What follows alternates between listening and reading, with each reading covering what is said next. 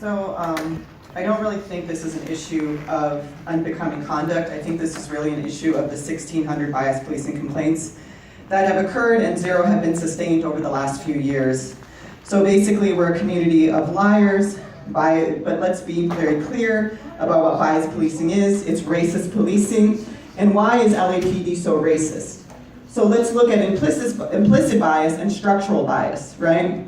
So if we look at society has proven to be racist. There's a history of racism, and we are not in a post-racial society. So your law enforcement comes in with these bias, this anti-blackness.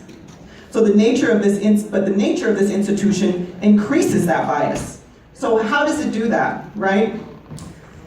The programs. All your programs are based on presumption and speculation. Policing is not based on fact. It's not based on conviction. It is based on issues like behavioral surveillance. So driving while black will get you pulled over. There's another bias policing complaint that will be not sustained. When we look at the suspicious activity reporting, that's all based on behavior. And that's how law enforcement is trained to actually engage with people. If they're doing something that you think is suspicious, engage with them. Think that they're criminals. Think that they're up to terrorist behavior. So you mix the patrol officer's inherent racism, anti-blackness, as they come into this violent institution, you're going to get more racism.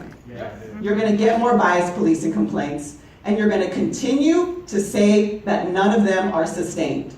So the OIG and your report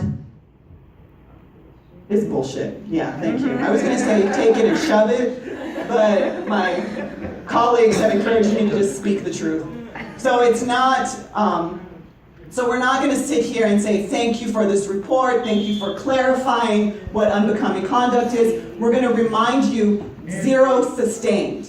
Continually not believing us, 0 sustained. Presumptive, speculative policing, behavioral surveillance, do your homework and learn what it is. That makes time.